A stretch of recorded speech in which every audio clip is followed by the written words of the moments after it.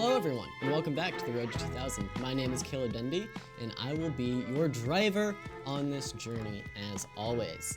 Now, if you're watching this live, I have some very exciting news for you. Later tonight, just a half hour after this class ends, there's going to be a big online match where the St. Louis Chess Club is going to be demolishing, destroying, and otherwise demoralizing the San Francisco Mechanics Chess Club. So stay tuned for that. I'm actually going to be doing commentary on that as well. And then for tonight's class, to get everybody ready for that big match, I wanted to go over some local St. Louis chess players who are longtime St. Louisans, players who have been a part of the chess scene here for a while, and who have made some waves, even on a national scale in some cases. So why don't we go over these games from St. Louis legends who are playing for us tonight against the San Francisco Mechanics. Up first is a FIDE master that many of you may know already. It is the one and only Doug Eckert, board member here at the St. Louis Chess Club and longtime chess player, FIDE master in over-the-board chess, international master in correspondence chess, and actually a participant of the 2009 U.S. Championship. Now, Doug not only participated in this championship, but he won a couple games, including this game against the one and only Melikset Khachiyan, a very strong grandmaster who was competing in that championship as well. Why don't we take a look at that game? It started with e4. Doug plays c5, the big Sicilian. We have knight c3 rather than knight f3. Now knight c6 and bishop b5. And this is something a lot of players with the white pieces are doing these days. Sometimes this bishop on f1 kind of finds itself without much to do. So by developing out to b5, sometimes even trading off for this knight on c6, very early on, white players solve this problem before it even becomes one. They just clarify the position of this bishop right away. Now Doug played the main move, which is knight d4, hitting this bishop and removing itself from the threat of capture, the threat of doubling these pawns, for example. Knight f3 is not quite the main move from white. A lot of white players tend to play bishop c4, preserving this bishop for a little bit, preserving some control of the d5 square. And that's going to be a critical point in this game. By giving up this light squared bishop, white may give up a little bit of this control over d5 that can be so relevant in Sicilians. So we'll see how that turned out for Khachiyan a little bit later on. He played, of course, knight f3. Doug took the opportunity to snap this bishop off the board, takes, and now a6 is a very nice move to just kick this knight back to where it came from. Get back to c3, get out of my face. Now d6 from Doug is fighting for the dark squares in classic Sicilian style. White continues with d4 anyways. We see a trading the c-pawn for the center pawn, as is often the point in the Sicilian. And now I'd like you at home to figure out how you would like to capture this pawn back, either with the knight or with the queen, and see if you can tell me why.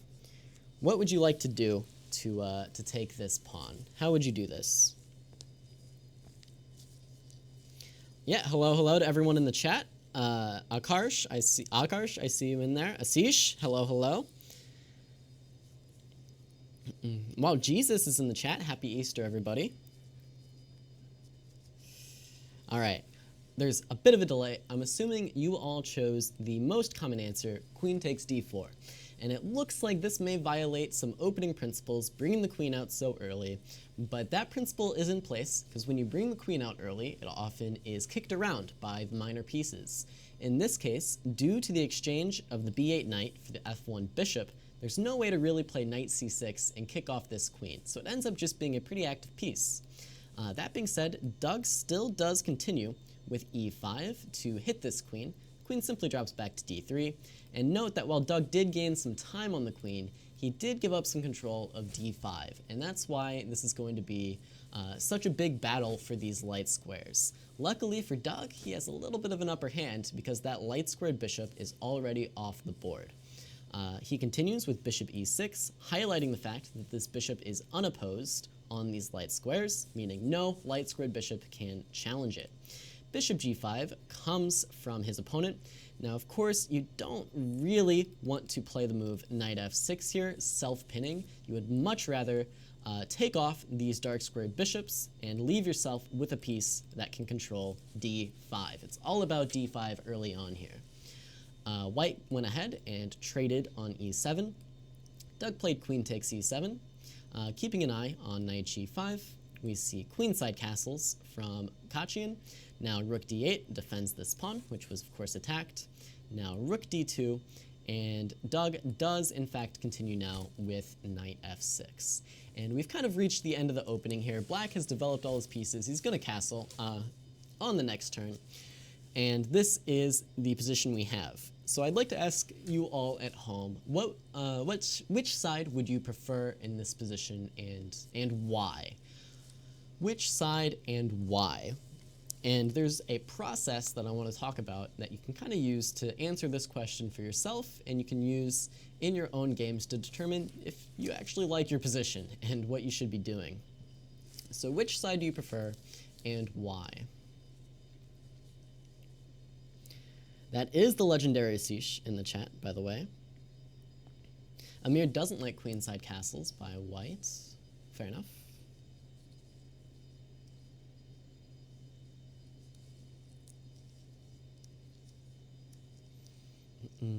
Still waiting on an answer here. So in the meantime, I'll talk a little bit about the process you can use to try and evaluate positions like this. The process I like to use is focused around the plans.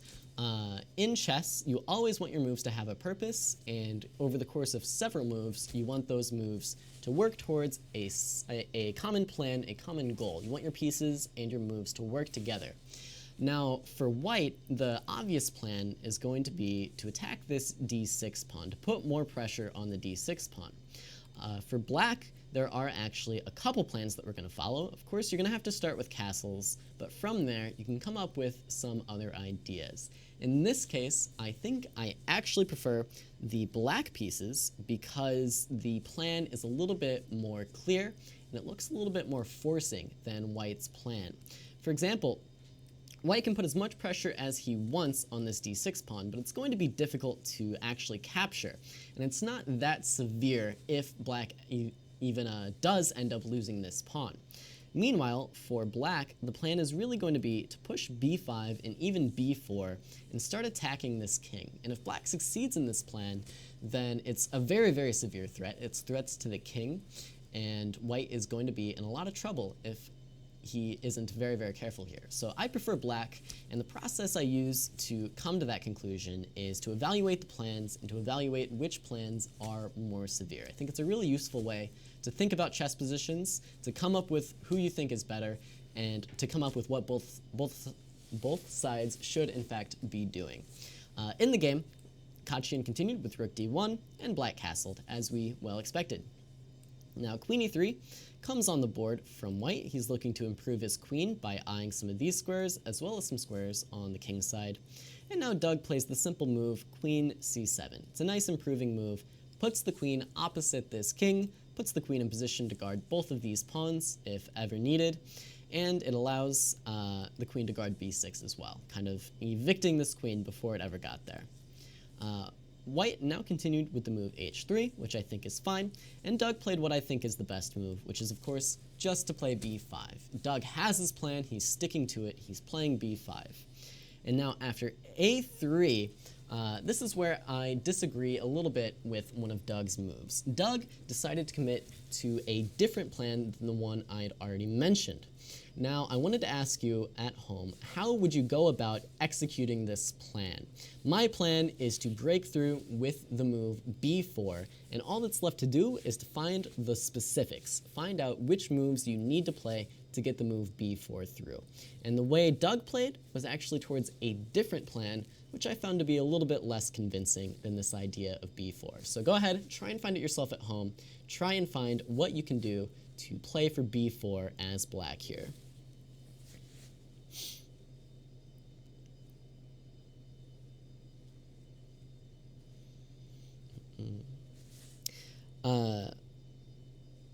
So yeah, I'm catching up on some of the chat here, and it looks like a lot of people had some really good ideas as for evaluating. Particularly, No Life or Name had a great answer, and pointed out that Black's play on the queen side, his queen side attack, is a lot more concrete than White's play. There's this plan of attacking the d-pawn. I didn't actually mention the plan of attacking on the king side, but that's what White's going to go for here, and it's not really concrete how White is going to achieve that, which is why Black's plan is more clear, it's more solid, so I prefer the black pieces. Okay, we have got a couple answers now. One person has suggested the move queen c4, and one has suggested queen a4. I assume they mean a5. And one person says queen c6 followed by a5 and b4.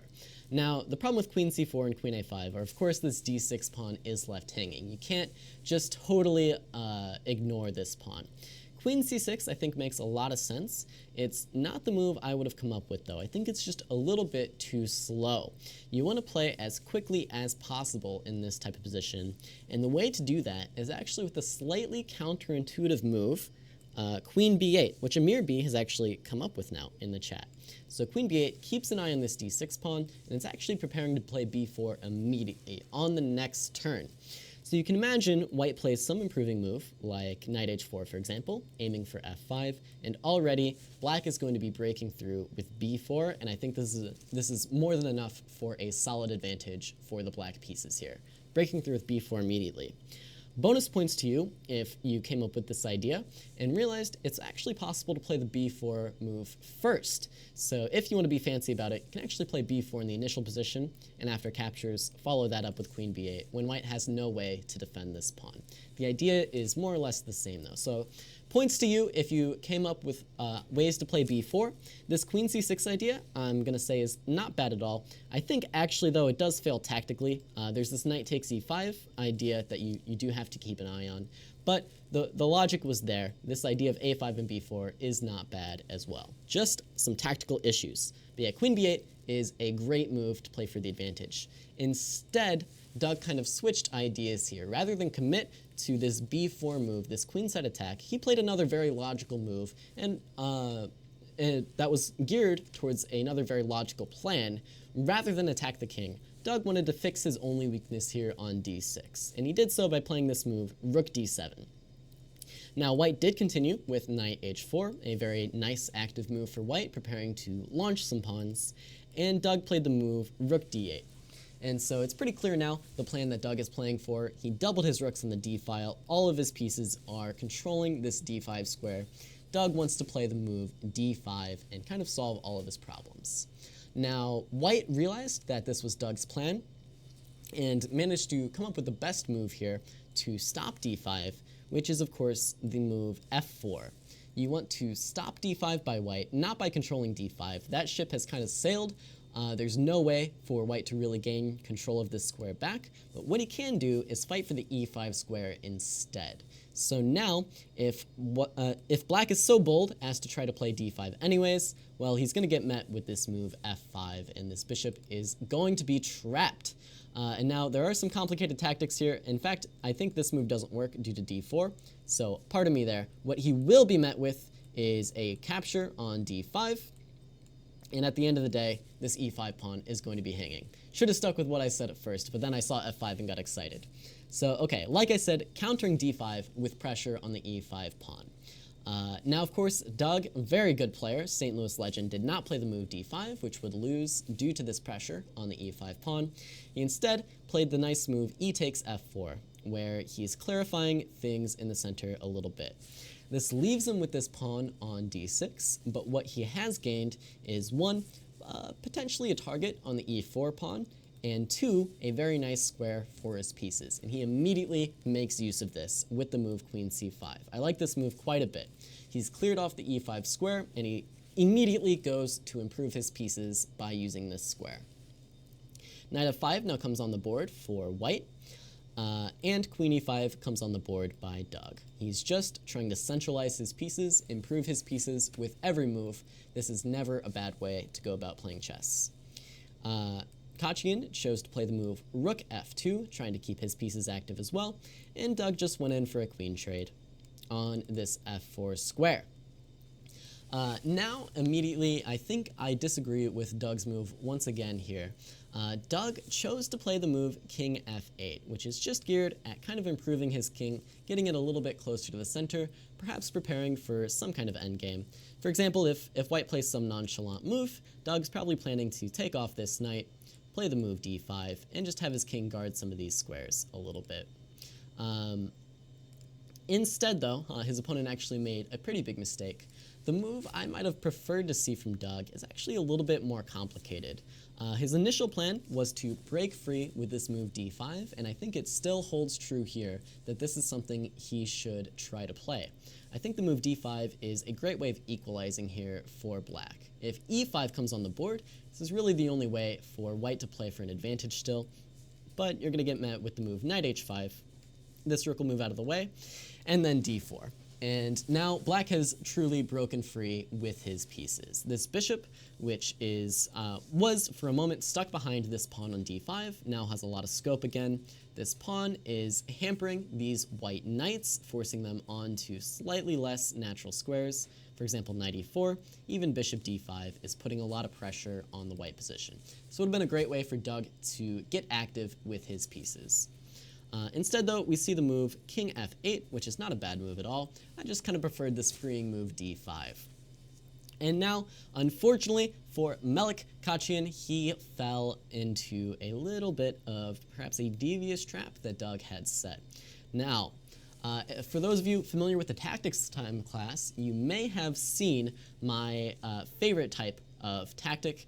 It's where I have a position on the board, and I ask you at home, is there a tactic here? So I'm going to turn it over to you guys. If you had the white pieces, is there a tactic here? Can you find a tactic? Is it a real tactic? Does it work? Or is there a problem? So go ahead, for those of you at home. Try and figure out, is there a tactic here for the white pieces?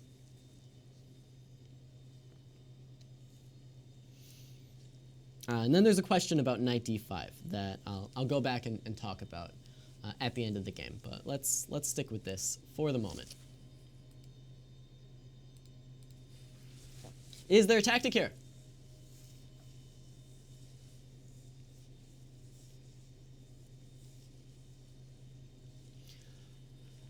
Of course, this question is a lot harder than the traditional tactics puzzle, where I give you a position and I say, there's a tactic here, find the tactic. In my version of it, I get to ask you, is there a tactic here? And you have to tell me if there is or if there is not, in fact, a tactic. No tactic here, says Amir B. No Life or Name also says he doesn't see a tactic. And believe it or not, they are actually correct. However, Khachiyan thought he spotted a tactic. He thought he spotted a tactic. Now, of course, the tactic Malik spotted was knight takes d6, with the idea that after rook takes d6, rook takes d6, rook takes d6, he would be met with this nice move e5, forking rook and knight. Now, of course, while those of you at home may have not spotted this, Doug saw further. Doug saw even further. And in this position, he of course has the nice move to save all of his pieces. Amir B spots it, the move knight d5.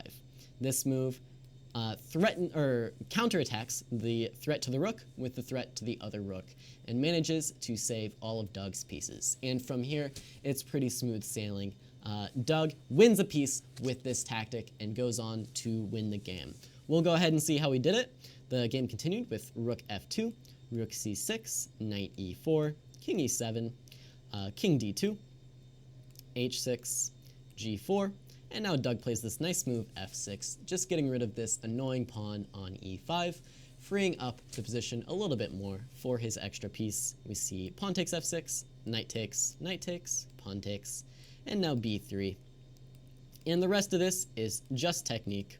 Rook f4, Doug gets his king active, breaks with the move f5, defends his pawns with the rook, goes ahead and captures here, attacks the weakness on g4, and manages to take off this pawn.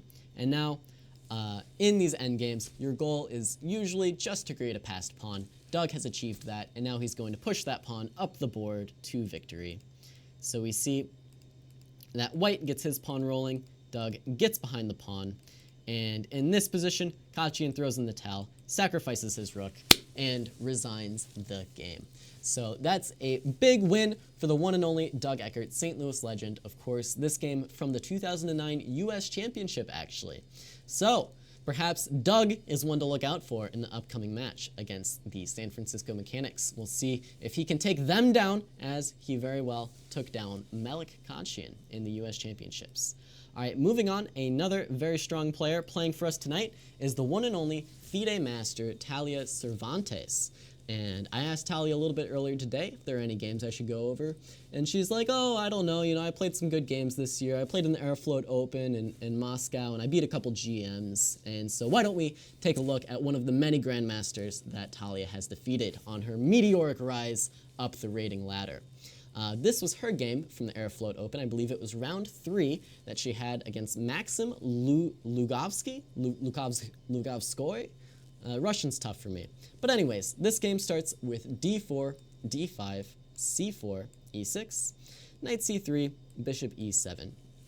And this is a nice line of the Queen's Gambit declined, where black develops the bishop first. Keep an eye on this g5 square, preventing for a moment the natural move bishop g5 from white, and just getting into some different lines of the Queen's Gambit declined. Talia wasn't phased. She simply develops her knight out to f3. We see knight f6 now from black, and the simple bishop f4 developing move from white. Black goes ahead and castles. Talia plays very natural, logical chess, just e3, developing all the pieces. b6. Now Talia chose the third most popular move here.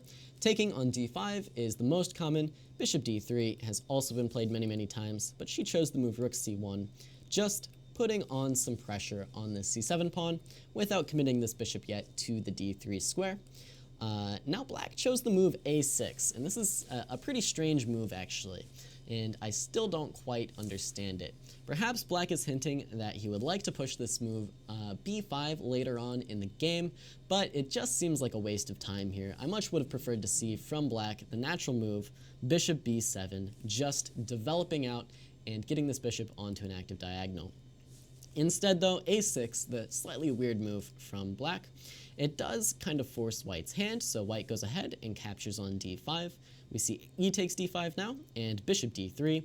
Talia, once again, very logical player, very pragmatic player, just playing natural, logical moves no matter what opponent she's facing. Now, black chose the move c5, trying to break in the center immediately. Talia goes for this interesting structure with d takes c5 and b takes c5, and we have what's kind of known as the quote-unquote hanging pawn structure now in the position. Hanging pawns in this case, not referring to pawns that are undefended, but pawns that are kind of hanging in the balance with each other. These two pawns on d5 and c5, this is a pretty common structure where they have no pawns to support them, but they are controlling a lot of squares. So now the game's kind of going to be about if black can use these pawns to his advantage, or if Talia can prove that these pawns are going to be slightly weak. We'll see how both sides kind of went about doing that momentarily. White went ahead and just castled, still making very logical moves. Knight c6 from black is hoping to control the center a bit more. a3 is a nice move from Talia. This is a great way to play against knights. Just take away those squares that they like to jump to. So a3 preventing knight b4. Now bishop e6, black still develops. We see bishop b1. And this is the point where black gets a little bit hasty and plays perhaps an inaccurate move. In this position, I wanted to pause for a moment to talk about some stuff. Here, it seems like this is going to be a favorable imbalance for white.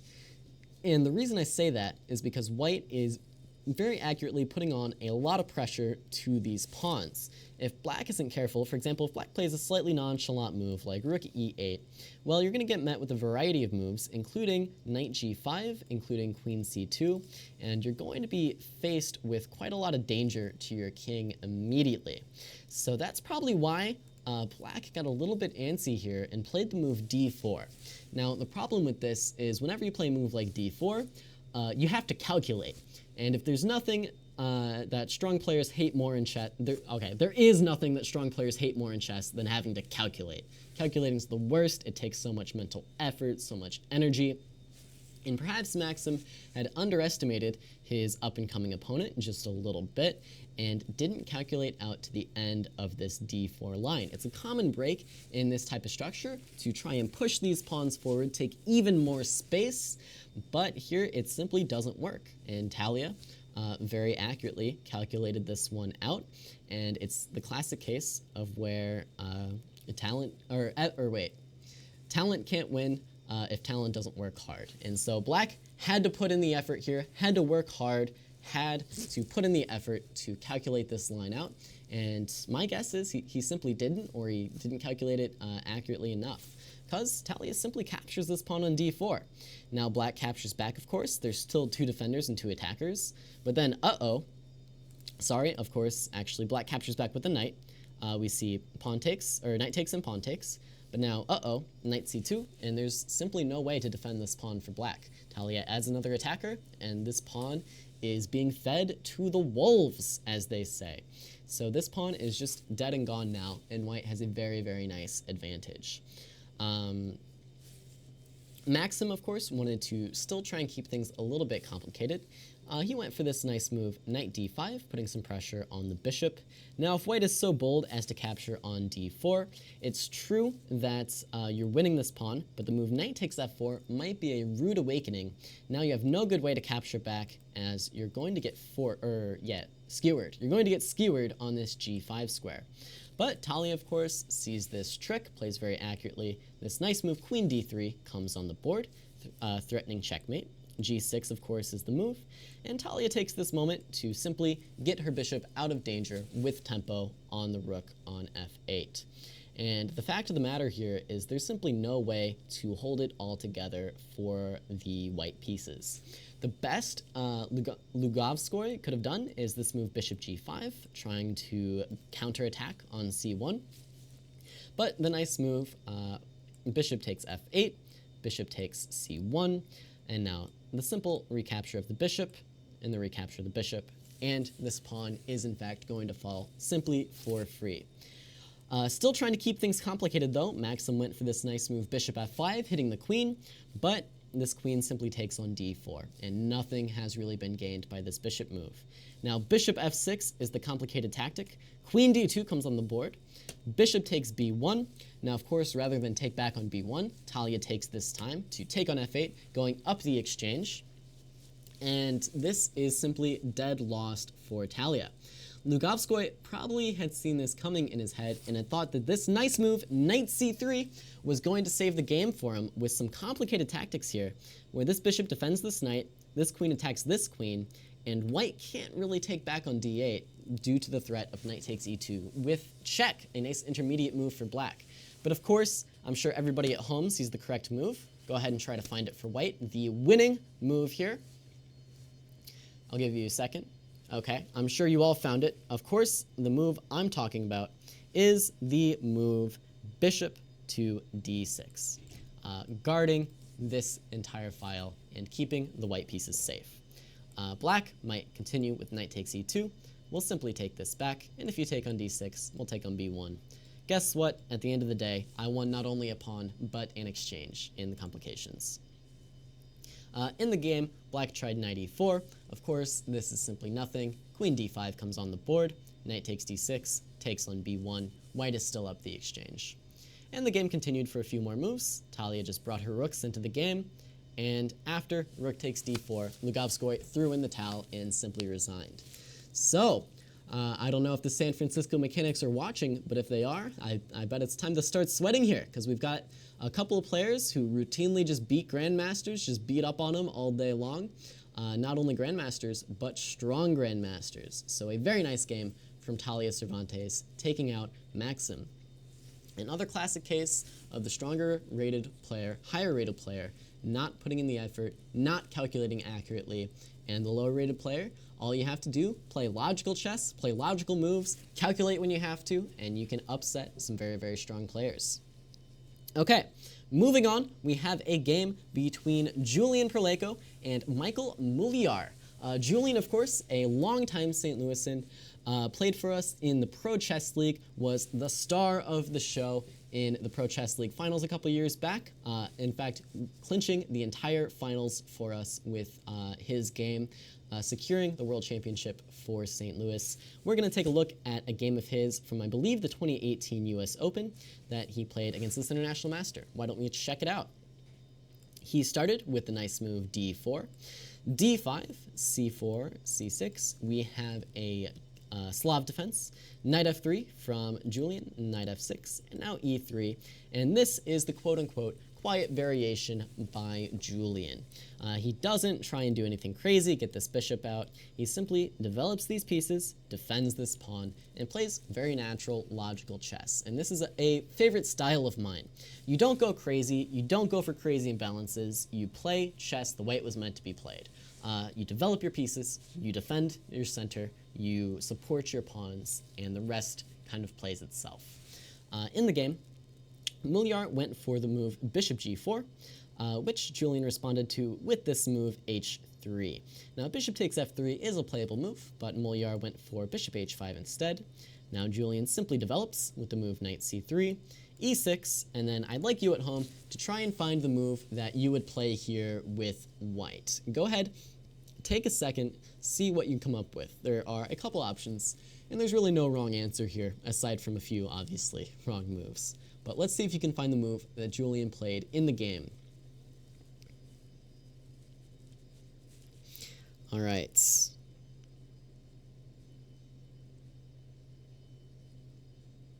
Wearing rubber? Yeah, I've got my gloves. We're staying safe, staying sanitary here.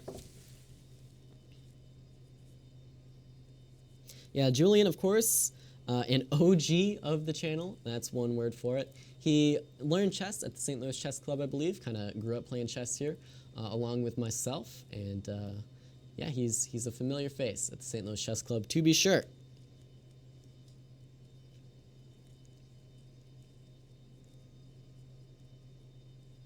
So we have a couple suggestions in the chat. One person says this move, queen b3. That's a perfectly fine move. You highlight that the bishop has kind of vacated the queen side, putting some pressure here. Bishop d3 is also a perfectly fine move, getting developed. Queen c2, not a bad move either. Bishop e2, also very common. C takes d5 is a perfectly fine move as well. You're all coming up with very natural, logical moves. I can't get mad at you for that. The move that Julian played in the game, though, is fighting for a bit more. He actually chose to play the very ambitious g4, breaking this pin on the knights and going after this light squared bishop. And this is a great way to go for an imbalance pretty early on in the game. Now this is an opening line that I'm pretty sure Julian had prepared in advance. Of course, breaking out with this g4 idea is very double-edged and can go wrong for you if you're not careful. Notably here, white has not committed his king to castling kingside. If he had, then this g4 idea would be a lot less safe. You don't really want to be doing this if your king is already castled over there. As the king still sits on e1 though, and black doesn't seem to be getting at this king anytime soon, it gives Julian some freedom to play moves like g4 to go after this bishop. So bishop g6, the natural continuation of this plan, is actually to continue with the move knight e5, going after this bishop directly. Now knight b d7 is forcing white's hand. If he wants to take the bishop, he more or less has to do it now, and so Julian does, taking on g6, and black takes back on g6. Now, we see a very interesting imbalance where black has this nice pressure on this h-file. White has the extra bishop to his name and a little bit more space on the king's side. Julian actually followed this up with a nice move g5, forcing this knight off of this f6 square. And black could have gone back with knight g8. Instead, he went for this move knight e4. And this really clarifies things in the center directly. Julian captures this knight, and now he needs to defend this pawn, so he plays the move h4. And believe it or not, we are still well within some opening theory here. The move bishop b4 check comes on the board. Black gets developed as quickly as possible. Bishop d2, and now queen a5. Black is getting his pieces into the game. a3 comes on the board. Bishop takes d2, queen takes d2, queen takes d2, king takes d2, and now f5. and I'm going to call this more or less where the opening prep is kind of coming to a close. Maybe Julian had a couple more moves still in mind, but this is more or less kind of the starting position of this middle game, or even end game, you could call it at this point. So what's going on here? Well, there's actually quite a bit. For one, there's this imbalance of bishop versus knight. For two, there's this imbalance of this pressure on this h-file. And thirdly, there's this strange structure in the center and on the queen's side. Now, this is one that is actually going to end up favoring the white player, I'm going to claim. There are a couple really strong high-level games from this position. There was a game between Wesley So and Dave Navarra in the Champions Showdown Blitz of last year, actually. And there was actually another game between Ding Liren and Ivan Saric that happened in the 2017 World Rapid that had both actually come from this position. And how those games continued, both started with this game as well.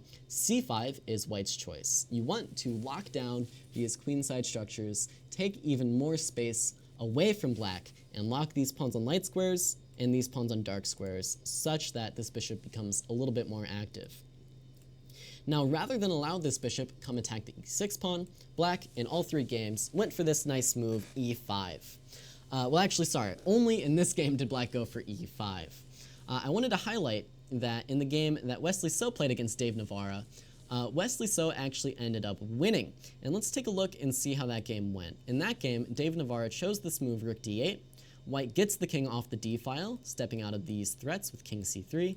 Now e5 comes on the board, as we saw in our game here. Now b4, and black takes on d4, white takes on d4. Black goes for knight f8. Now bishop c4 is a nice move by white, kind of hampering this black knight for a little bit. King e7, and now rook d1.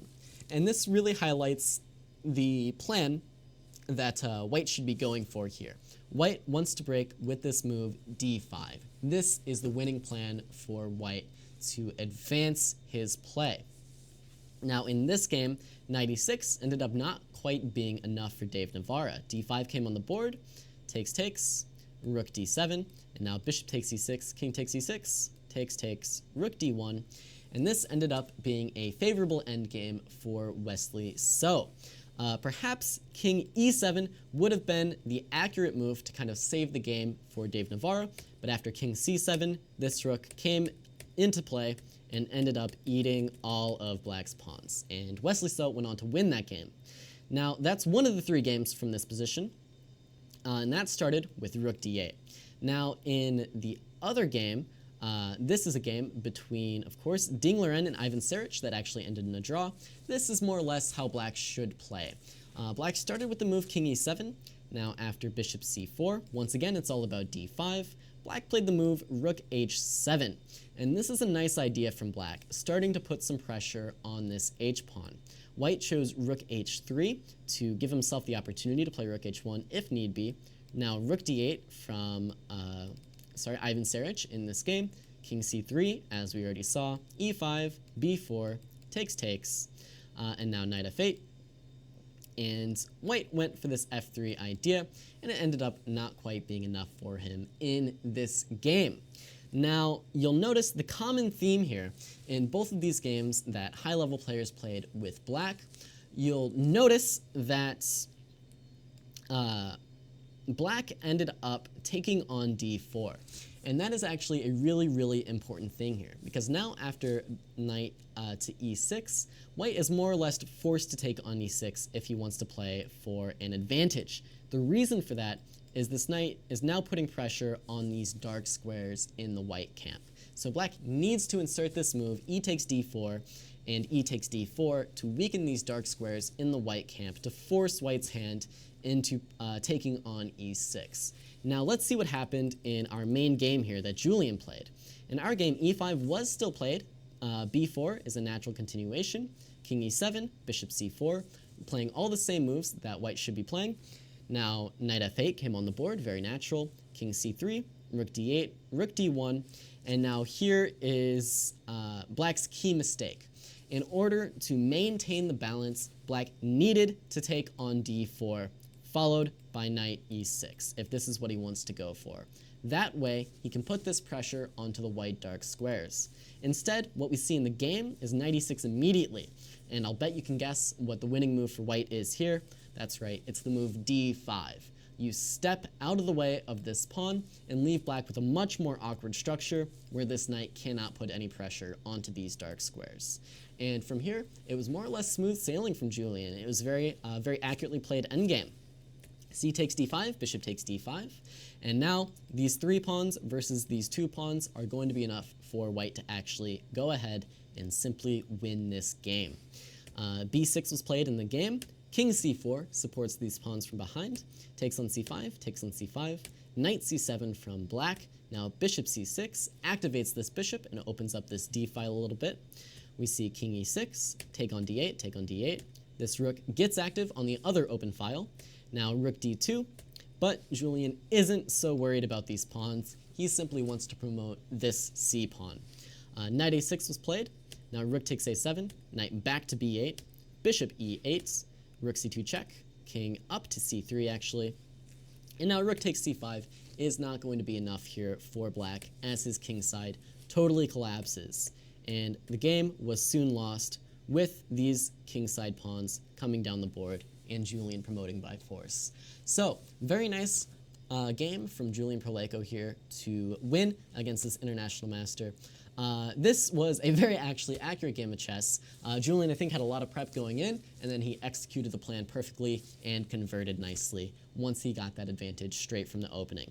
So definitely one to keep in mind here. Look out for Julian as well in today's match, as he will also be playing for us. All of these players are going to be playing for us. Now, with these last few minutes, I wanted to go over a game from a slightly weaker player than these first 3 players I went over. I'm talking, of course, about Jonathan Schrantz, the big leader in the video department here at the St. Louis Chess Club. He's actually also going to be playing for us here tonight against the San Francisco Mechanics. Now, as a joke, I was going to go over Jonathan's game against me from the all-in match. I was going to call it the greatest win of his career, the only time he managed to defeat me over the board. But I actually chose instead to go over a game from his past here. Way back in 2013, he played a Finegold. Now, not Ben Finegold, but instead Ben Finegold's son, Spencer Finegold. And we'll see how this game went for Jonathan. It was actually a really impressive game from the video department manager. d4, knight f6, c4, e6, and Jonathan went for some Catalan type positions with g3, looking to fianchetto this bishop. Black continued with d5, now simply knight f3, very common Catalan stuff, and black went for an early d takes c4. Jonathan simply continued with bishop g2, and now bishop b4 check comes on the board. This is a common move from black to try and displace or misplace one of these minor pieces from white. Really, any way you block this check isn't entirely comfortable. Jonathan chose bishop d2, and this looks like the most natural way to do it, but now you're slightly interfering with your other pieces. Maybe these pieces would like to see a little bit. Instead, we're stuck with this bishop on d2. Now there's a couple ways to play. Spencer Finegold actually chose the move a5, defending this bishop on b4. White went for castles, and black played a pretty dynamic move here, the move b5. And this move has seen some play historically, but it's not the greatest move, to be honest with you.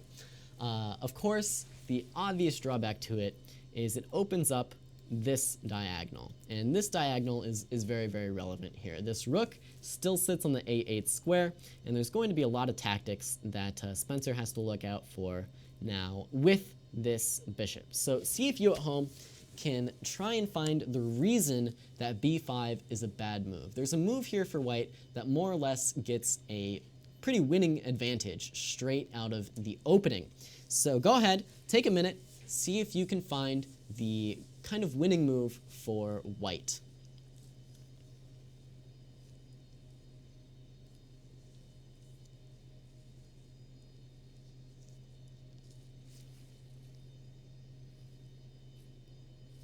It's Schranz? Yes. I've been told it's Schranz. I thought you were trolling I've been saying Schranz my whole life, Ben. I'm sorry.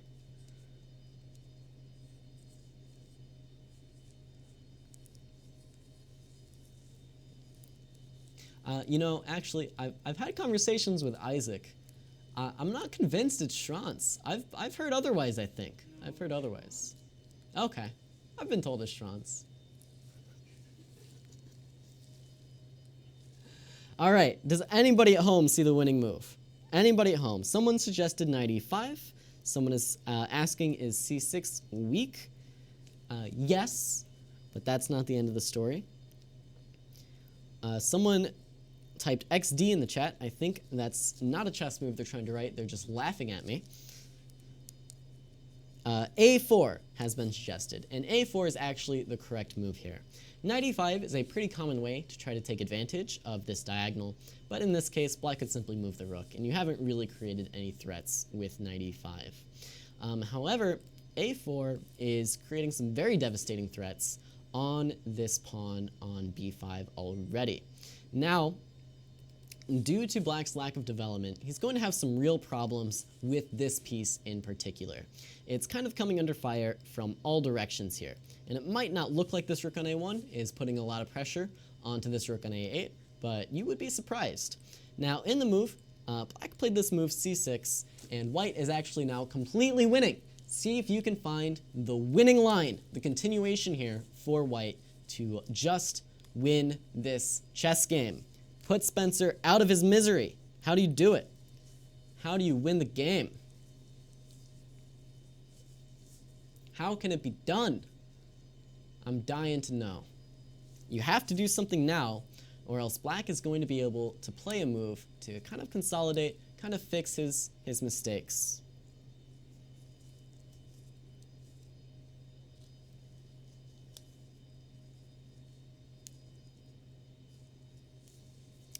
What can be done?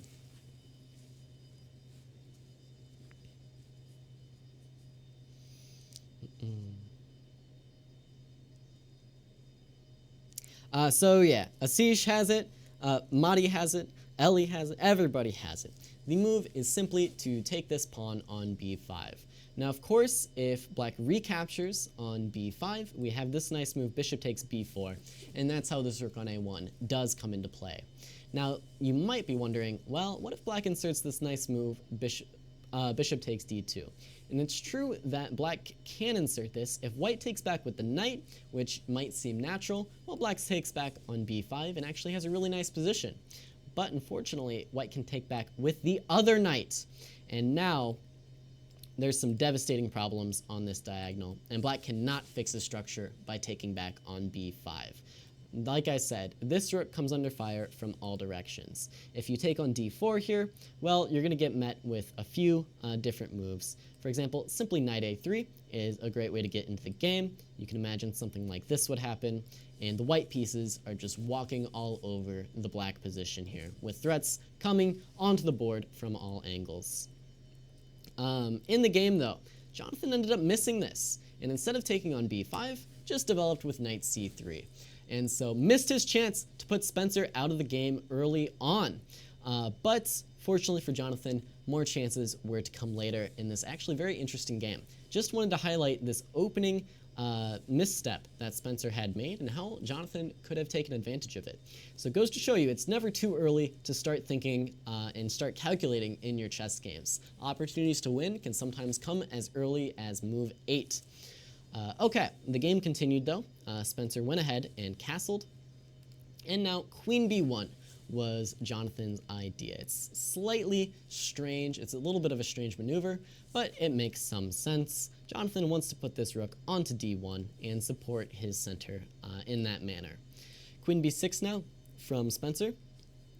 And we do see rook d1 from Jonathan, very logical, continuing with his plan. Bishop b7 now. Spencer finally develops these queenside pieces, and Jonathan takes some space in the center with e4.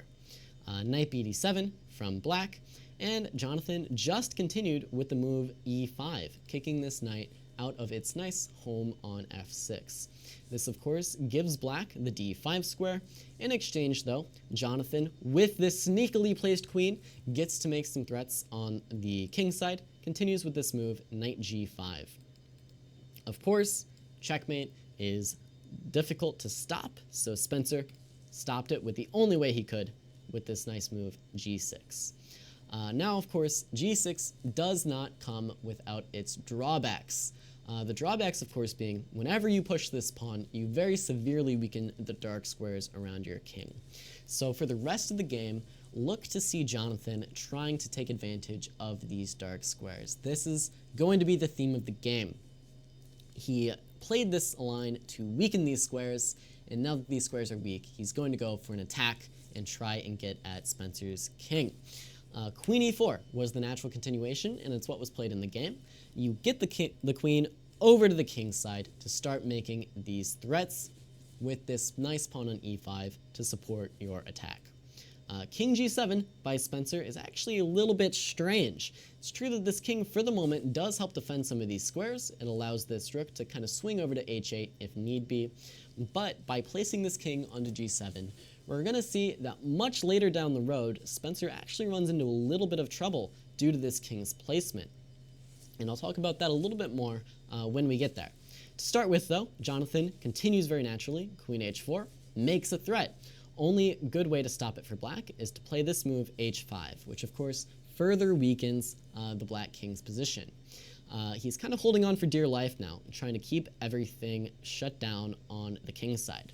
Now, I want you at home to try and find Jonathan's next move. It's actually a really, really good move. It's an impressive move that kind of made me want to go over this game, honestly. It's a principle that you might not know about, and it's one that is very, very useful. Very useful. So see if you can find Jonathan's next move.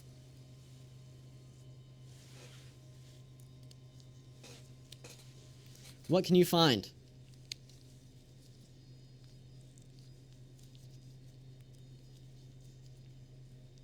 Also, hello to Dorsa. Maybe Dorsa can find Jonathan's next move. Best move in the position. Best move in the position here. Instead of g6, could he have played f5? I think f5 might leave behind an e6 pawn. You got to be a little bit wary about playing f5 in positions like these. G4 is actually not it. G4 is not it. G4 is natural, but G4 is not going to be the answer here.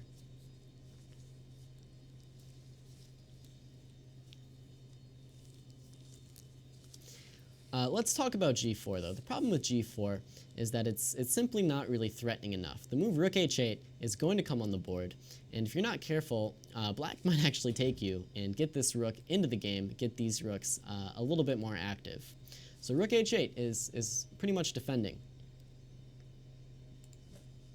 So not G4. Not G4 here. Not knight e2, not knight takes e6, not knight e4. Nobody can find the best move that Jonathan found in this game. Like I said, it's a really impressive move. It shows a lot of understanding from Jonathan, and that's why I chose to go over this game. So not a single person in the chat has found the move. Dorsa, they need your help. What's the best move, Dorsa? I don't know if she's still watching. Doris is here. But does she know the best move in this position?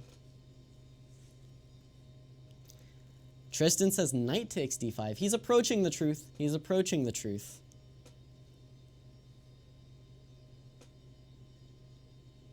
So let's think through it logically.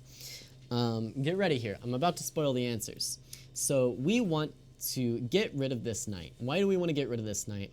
Well, we want to bring our knight into the game. As a lot of people were suggesting, knight e2 is a very natural move to bring the knight into the game. However, this knight does a really great job of controlling all these squares, as well as putting pressure on the queen's side. And while we're attacking on the king's side, Spencer is going to be looking to expand on the queen's side to push these pawns forward, to create threats on this side of the board, to kind of divert our pieces back that way. So, if you take a look at the position, you really slow down, you see that this bishop is not really contributing to our attack. It's kind of stuck here on g2. It's looking at this clogged up diagonal. It's not going to do much from f3. You know, at most it can kind of sacrifice itself on h5. So, the logical move, you want to close things up in the center, you want to slow things down on the queen side, and you want to open up a path for your knight to the king side. Of course, the best move that I'm talking about is this move, bishop takes d5. It's a really great move from Jonathan.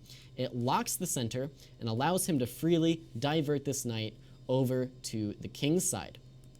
And this is a really nice idea to keep in mind in your own games. When you're attacking on the king side, you want to do what you can to first slow things down on the queen side and lock things up in the center so that the opponent's pieces kind of get stuck on the other side of the board. Now, unfortunately for Jonathan, bishop takes d5 was a really nice move, but he didn't continue it in the best manner.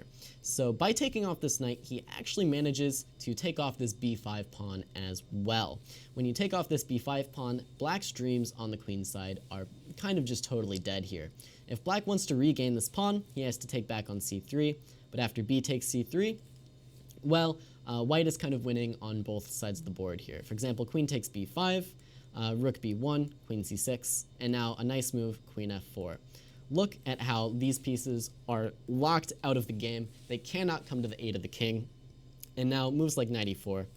Well, I guess not knight e4, but let's just play a move for black.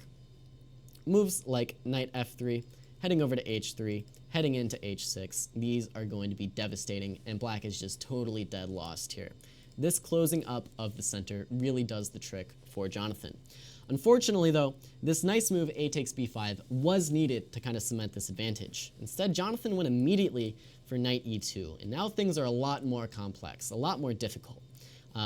Bishop takes d2 did not actually come on the board. It looked like the most natural move to me, but black instead played this move, rook h8, a pretty defensive move, not a terrible move at all. He just wants to defend a couple of these squares. Knight f4 was the natural continuation from white. I'm not going to get too mad at this move. And now rook a e8 is a pretty defensive move from Spencer. He's kind of locking things down at all costs. He's getting his pieces back to the king side as much as he can. But now, actually, Jonathan once again missed his chance to lock things down on the queen side. You always want to be looking for these opportunities to cut off your opponent's play. In this case, he could have done so with a couple different moves. He could have taken on b4, and after a takes b4, continued with a5, giving black this slightly awkward structure that's not so easy to mobilize. Or he could have actually, again, just taken on b5. And after queen takes b5, just continued with bishop takes b4, queen takes b4, and then this a pawn is once again going to be a little bit more difficult to mobilize. Instead, though, Jonathan didn't touch the queen side at all, instead continued through with g4. Now, both sides seem to miss on this turn that queen takes d4 is actually a playable move now. It wasn't playable on the previous turn due to this nice idea of, well, one, this winning a queen. Also, this move hits this queen. There's a variety of reasons why that move doesn't work. But after the move g4, well, this idea no longer works because this queen's cut off, and this idea no longer works because this knight's hanging. So, slight misstep here, both sides missing this queen takes d4 tactic, but we can't get too angry at them. Instead, h takes g4 was played, queen takes g4, and now knight f8. Spencer is doing what we call the turtle. He's putting all his pieces around his king and hoping to God that he doesn't get checkmated. Jonathan played a slightly strange move, king h1, trying to double up on this g file. Once again, he kind of just needed to take off this bishop on b4, relieve a little bit of this queenside pressure, but king h1 instead, and Spencer goes ahead, takes off here, and plays b4. And this is kind of the thing that Jonathan should have been looking to avoid. Now, after b4, c3 is going to come on the board, and there's going to be a lot of pressure on the queen side that Jonathan has to deal with. So he no longer has the free attack on the king side, because he does have to worry somewhat about these queenside pawns. The game continued, though, with rook g1, and now Spencer, unfortunately, loses the game here with his next move. Believe it or not, the best move in the position, I'm willing to bet none of you at home are able to find it. If you want to pause and try to find it for a second, you're welcome to. If not, here's the answer. Of course, the best move in the position is king g8. What else? And you might be thinking, that's absurd. Why would anybody play king g8? Well, the reason is there's this awkward maneuver with queen f3 and into f6 with check that is going to come on the board later in the game. And this problem of having the king on g7, allowing these tempo moves, moves like queen f6 with check, moves like knight takes e6 with check. This is what ends up losing the game for Spencer. So in this position, g8 is actually a better square for this king rather than g7. Instead, though, we see c3, and now after takes, and rook c2, queen b3, rook c1. The problem for black is, yes, he broke through on the queen side, but now you'll see he had to divert both his queen and his rook away from his king, and this allows Jonathan to break through with his winning tactics. Now, once again, if you want to pause at home and try and find the winning move, you're more than welcome to. If not, here we go. It is, of course, the move queen f3, looking at these weak squares in the black camp, and there's simply nothing black can do about it. You can't guard both of these squares at the same time. Spencer didn't even try. He played queen takes a4, snatching his pawn on the queen side.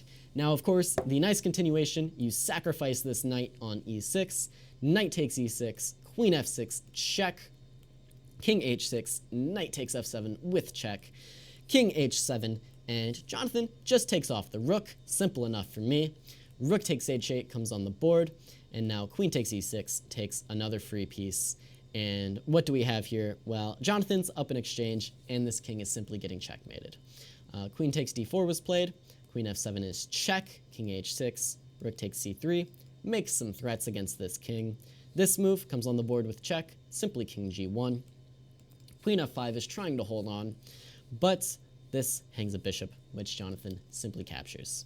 d4 now comes on the board, rook to c8, trading off, rook h7, queen back to g2, now d3, queen g3, king h5, rook 8 to c3. Jonathan just taking things as slowly as he can, making sure he's not blundering anything, keeping all of his pieces safe. d2, queen h3 is check. Now if you take this piece, you simply get met with another check, and then white saves this rook. So instead, simply king g5. But now queen g2 check, king h6, rook h3 check, king g7, queen b7 check. And this is where Spencer Finegold decided to throw in the towel. Of course, no matter where he goes, rook c8 is going to come on the board, and he's going to be dead lost. So that's all I have for you tonight with these 4 games from 4 St. Louis legends. Now, if you're watching live, be sure to stay tuned. In another 30 minutes, our big match against San Francisco is going to start. All the players you saw in these games tonight will be playing. It's definitely going to be worth watching. And hopefully you learned a little bit more about the St. Louis chess scene and a little bit more about the type of chess St. Louis is really capable of. That's all from me tonight. Thank you so much for joining me, and I will see you next week on the road to 2000. Goodbye.